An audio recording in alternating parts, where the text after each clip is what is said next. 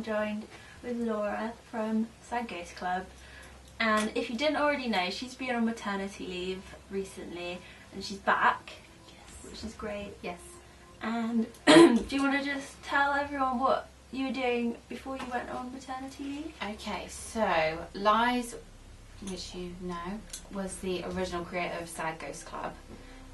We knew each other for a long time, and we kind of met up, and I joined with her to turn it into a business, a social kind of business to do with mental health, and that's kind of what me and Liz did. We were just half owners of Sad Ghost Club. I did emails, orders, all sorts of stuff. So I was full-time Sad Ghost. Now that you're back, which is super, do you want to tell everyone what you've got planned for the new year? Okay, so I'm not coming back full-time.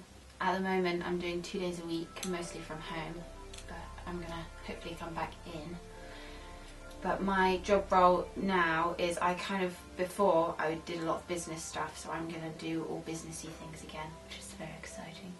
And then I'm also going to do the social side, so that is more of the mental health side. So I'm going to do blog posts and YouTube videos and everything based around the mental charities we deal with, that kind of stuff. So I'll post articles, and I'm also going to measure the social impact that we have. So you may get questionnaires in your orders and things like that, and that will be me.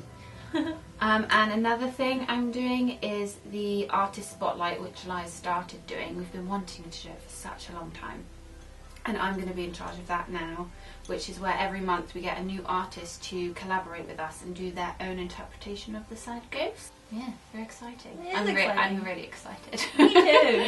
I am. I was wondering how you found your pregnancy with your own experience with mental health. Yes, because I have mentioned before in a video I did, I think it's one of the first YouTube videos we did, when we discussed mental health and relationships. I spoke about how I have social anxiety disorder, and so yeah, being pregnant with a social anxiety disorder was tough, but surprisingly not as bad as I thought it would be. I kind of went through the natural process of pregnancy which people don't talk about. GPs, like doctors, don't talk about it to you. A lot of mums don't talk about it, but I don't know if you can hear her. She's here, by the way, but she's sleeping and snoring.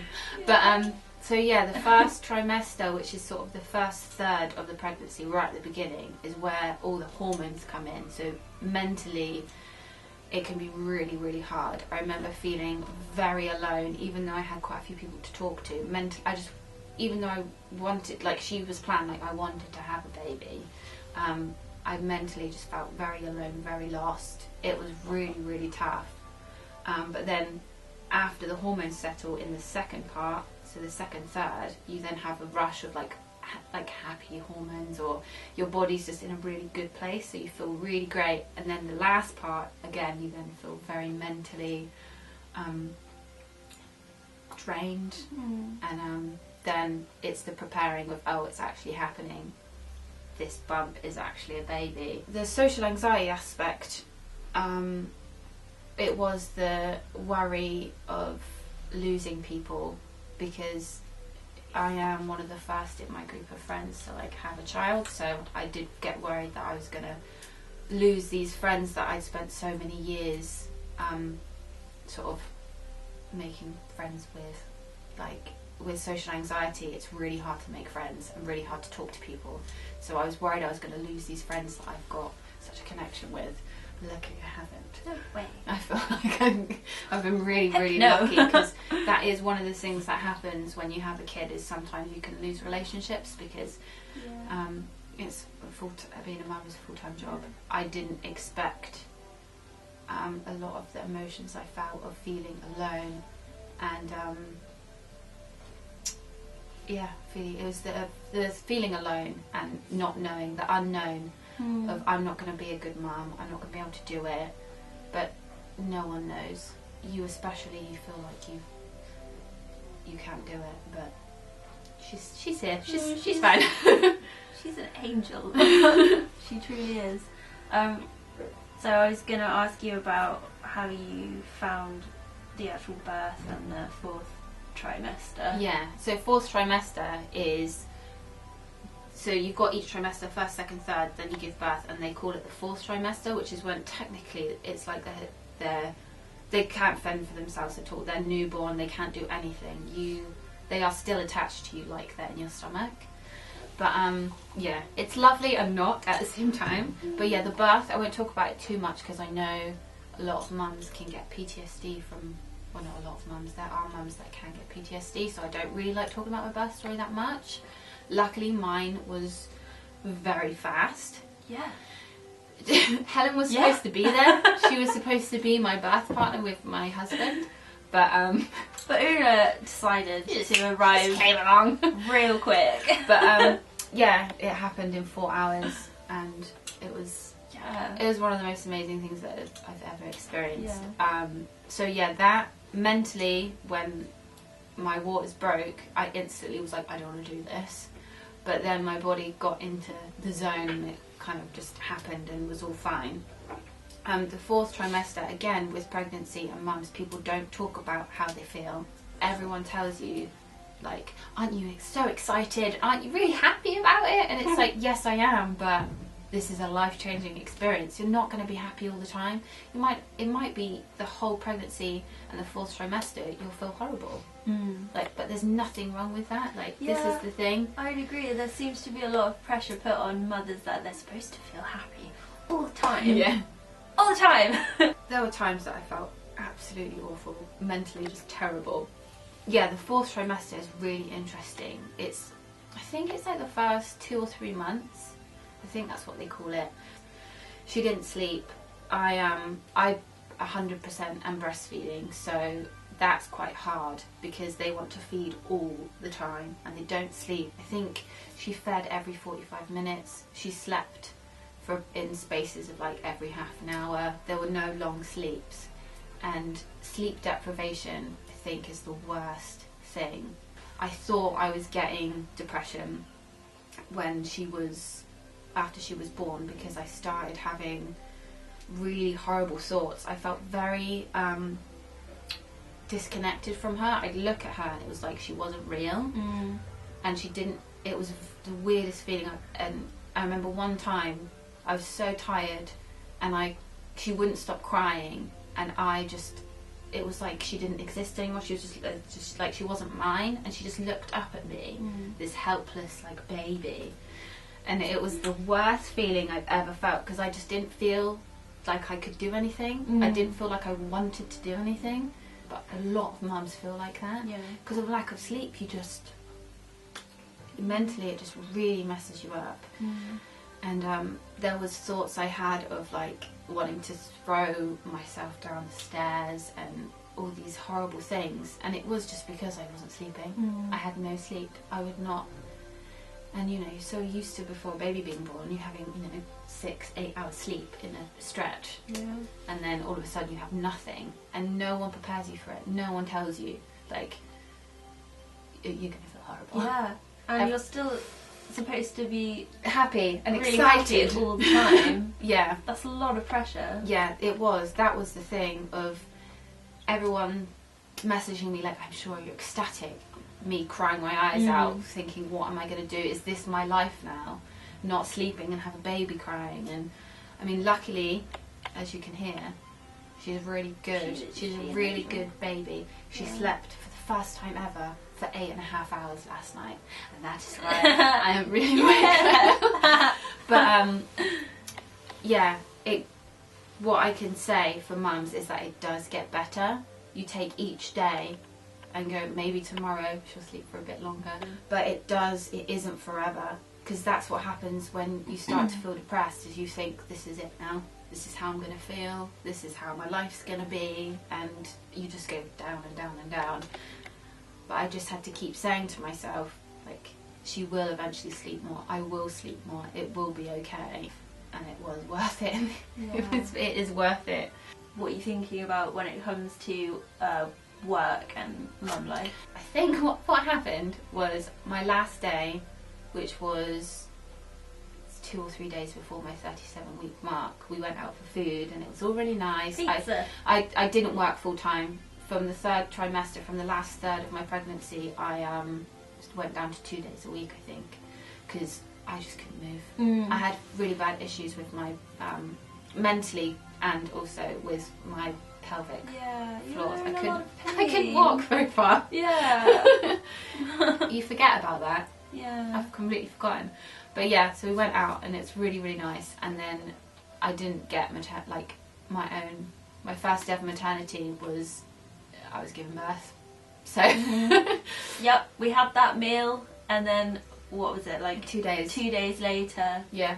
you were in labour. Yeah, it was a weekend of going to and from the hospital thinking that I was in labour and I wasn't, and then she came. I went off in beginning of October and now I'm back. Yeah, so my trial last week was working from home with her, and it is very interesting. It is really hard because she does need feeding every 2 hours. Sometimes she doesn't sleep, but my work mum life experience is new, so I don't know what it's going to be like. I am very attached to her. I think it might be my anxiety of I'm very attached, and I wouldn't want to send her off to care, like to nursery or anything like that. It's just something I'm very, very anxious about her. Yeah. So I'm very lucky that she can come in and be near me. Yeah. So we'll see how work mum life goes, but at the moment I'm really enjoying it. It's really nice to her be near to me, but also me have separation from just being a mum. Because of my anxiety, I haven't made any mum friends yet, really. So it can be, for me, it's quite lonely sometimes, because it is just me and her, which is lovely, but it can become quite isolating, and I do really need to push myself to go out and talk to people because I get really nervous. So coming into work, I get to kind of think about something else and also socialise with people. So that I'm looking forward to. What were some of the things that you were worried or anxious about before she was born? Yeah, it's really weird because I really struggled. Like, I was diagnosed with chronic social anxiety disorder, so it's something that affects me every day. But weirdly, when I was pregnant, it seemed to take a back seat. It was kind of the hormones brought on some depression, so that was kind of tough. But yeah, the things I was worried about is I'd never done it before, and I didn't have any friends that were mums. You know, my only friend, it's family, and my family aren't that near to me anyway. They live quite far away, so I didn't really have anyone to talk to. So I was just, it was work. Like, I'd never done anything. It's the unknown. With my anxiety, I like to plan everything and everything be in place. Like, I do things at this time, and if I don't do it, then I panic because I've gone off plan. Like, I can't plan for this. There's no exact date she was going to be born. And yeah, when she was born, it was like the unknown of, she was crying. Why was she crying? But then you just learn is sometimes they do just cry. It's still a fun mystery. Yeah, she'll cry and I don't know why she's crying. It's really funny. She'll be screaming and then all of a sudden do a burp. Yeah. And they'll be like, I'm fine now. It's all good, everybody. Thanks, everyone. Or like, she'll smile at you and then she'll just start crying. Yeah. Yeah, you can't work it out, and No. that's something I've had to accept, is I'm so used to structure and planning and everything in its place, and all of a sudden now I have no idea. Was there anything you didn't expect at all that happened? How quick she was born. Yeah. Because this is the horror stories you hear, you know, these are true stories, this happens. It is something that's really hard. I'm glad that people talk about the experiences that they've been through. That's the thing I didn't expect, how quickly she would appear. Yeah. How did you find being pregnant on mental health medication and coming off of medication? Yeah. Okay, so this is something that Helen and Liz know about, that I am on a SSRI, which is a medication for anxiety and depression. I'm on sertraline, and I was on it, I've been on it for I think 2 or 3 years, maybe longer. I've been on it for years, quite a while, and I've been fluctuating up and down on the dosage, but I was on 100 milligrams when I was pregnant. And something that a lot of people ask me is, am I still on the medication? This was when I was pregnant. They would ask me if I was still on it, and I was on it throughout my whole pregnancy, because I could. Sertraline is, I think, one of the medications that you can. There's some SSRIs that you can, and some mental health medications that you can stay on while you're pregnant. This is what a lot of people ask me, because they're worried about if they get pregnant they'd have to come off their medication. I think with some you don't have to. I didn't have to. I think the one I'm on is a medication that they give mums. So if someone doesn't suffer with anxiety or depression, but then they get pregnant and that sort of brings on anxiety or depression, they put them on the medication that I was on. So I was very lucky that I could stay on it the whole time, and it was really helpful, obviously. But weirdly, after I gave birth and after the first very, very hard 2 months of her being newborn, I was on a high after she started sleeping properly and after she started smiling and like she rolled over and all these like great things that she's becoming a real human being. You know? And a real hero. Yes. So I was saying that, I was like, I know what you're going to do. I was on a high, and because all my sleep patterns were messed up, I wasn't, because you're supposed to take it at the same time every day, and I was missing days, and I was taking it at 5 in the evening, 5 in the morning. So I decided it's like either I'd stay on it and be really strict and make sure I take it, or just wean myself off. I think it's about 6 weeks. It's taken me 6 weeks to come off it, because if you don't know about these kind of medications, you can't just come off. Yeah, you have to. Very bad idea. You have to. I would recommend going, if you want to come off medication, going to a doctor. I'm not. Yeah. I can't advise you on anything like this. This is just my experience from it. While I was coming off, I was really dizzy and I wasn't aware of a lot of things, and which is just something that naturally happens when you come off these kind of medications. Everyone's different. Sometimes people can come off the medication and the side effect can be that they're really hyper. Oh, yeah. That'd be a great side Yeah, effect. I know. But for me, it's very tired. Yeah. Not able to have a proper conversation. It's really weird, but I knew what these side effects were, so it made me feel more comfortable. I wasn't panicking, like, why do I feel this way? Why does my head feel weird? Why do I feel dizzy? I was like, it's the medication, it's fine. But luckily, I weaned myself off, and I've only had one panic attack since, which I think is really good. At the time, I was like, why did I come off my medication? Because this is why I was on it. But after the panic attack and sort of dealing with it, it is good that I've come off it. I feel very good. I was on it for a reason, so everything is a lot harder, like social situations, talking to the camera, going out with her, lots of things are a lot harder, but it's something I have to learn how to do again. It's something I have to pick up the tools again, and it's a whole new experience. I need these tools, but now I need to use these tools, and I've got a baby, so it's a whole new experience, and it's a big job, but I'm slowly getting there. Yeah. Now we are joined With a baby. Oh. with Una Bear. Who is hungry. Sweet baby. It's okay. Una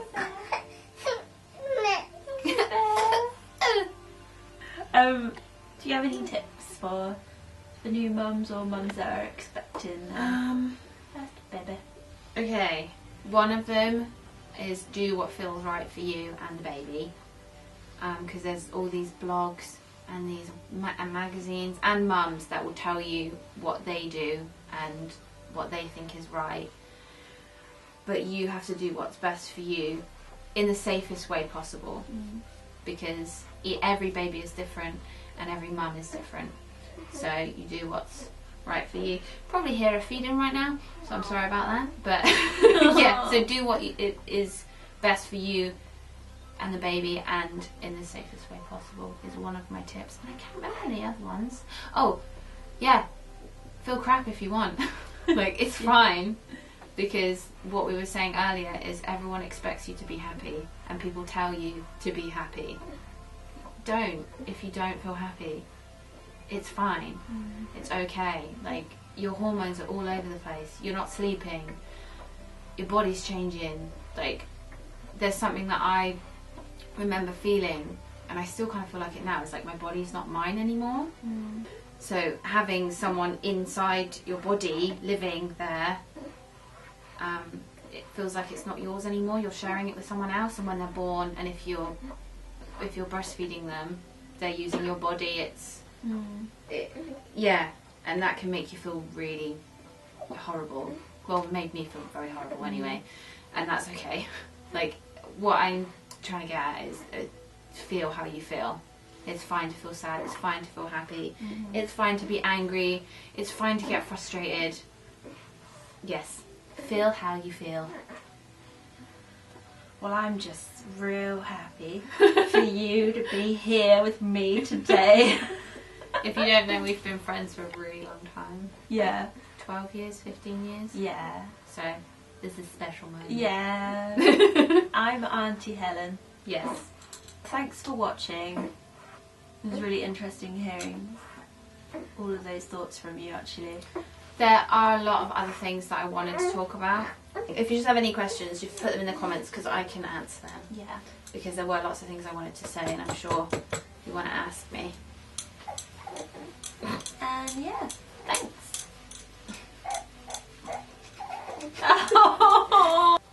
So I'll introduce you to baby Una. She's milk drunk. I just fed her, so she's going to be not very aware. She doesn't know what's happening. She's happy. This is baby Una Bear. Say hello. Who's that noise?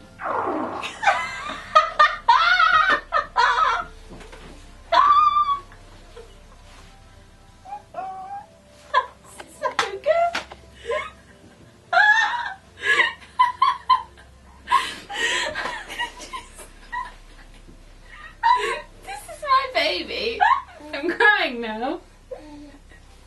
She doesn't care. Yeah. She does not care. Oh man. So yeah. You were so cute. This is Una, and she's hilarious. She's just learned how to smile and coo, to talk and burp. Yeah. So yeah, this is what having a baby is like. You're so silly. Una Bear.